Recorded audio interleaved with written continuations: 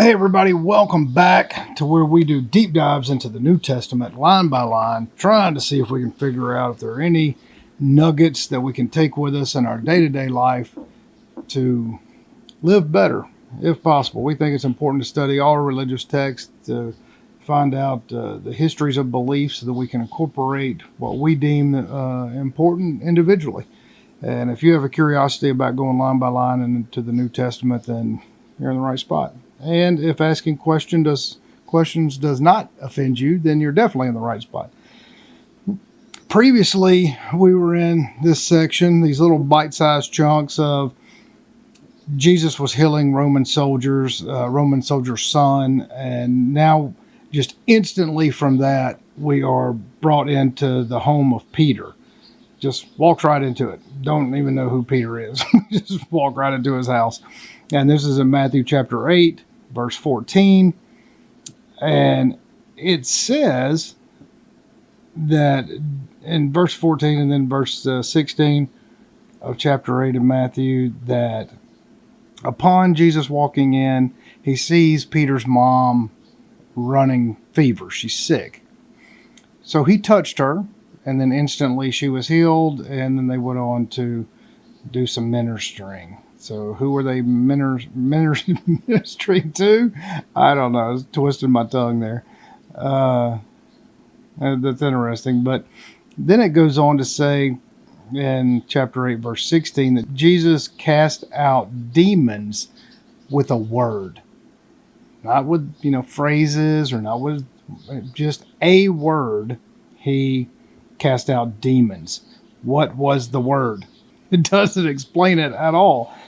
What was it, an actual word, or are the scribes here using the term or the word as a description for a phrase?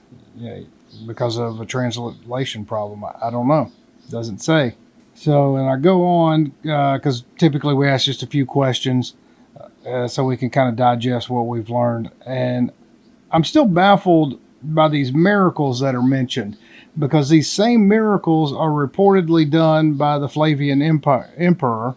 So if Jesus is doing the same miracles as the emperor is doing at the same time period, why are they just not mentioned? Because if anything, it seems like you would want to discount those. If you are writing as the holy word of God himself, and then this other character is doing the same things, it seems like you'd want to say, hey, well, he may be doing good things, but that's not the Messiah here. So it's kind of confusing. So chapter 8, verse 17 in Matthew, Jesus is fulfilling the prophecy of Isaiah. That is exactly what these scribes are attempting to do, but it's completely out of context. Like it kind of blows my mind that they would even attempt this, but they are. They're attempting to make a Messiah out of Jesus in this circumstance. But why did it not convince the Jews at the time? The Jews at the time were not convinced that this was any fulfilling of any messianic prophecy. None. So if they are mostly totally not convinced, seems to be a problem. Why wouldn't they be? And why condemn those people to hell when they're not convinced at all that this is a messianic prophecy? Seems unfair. But chapter 8, verses 18 to 20, there are a few parables that are where Jesus takes the multitudes away to go to the other side of the town. And then there's a scribe that comes to him, says the scribe is the Son of Man. He has, Jesus is telling the scribe that it's unclear if he's saying Jesus is the Son of Man or if the scribe is the Son of Man, but he goes on to say that the Son of Man has no place to lay his head, with no explanation of what that means at all. And then, the question really is Jesus saying he is the Son of Man? Because if that's the case, then that is a big difference between being the Son of God. The sons of God having sex with the daughters of men, as says in Genesis, creating this whole new race of people. Go read it. It is fascinating. It's clearly right there in the Old Testament. So what is it saying?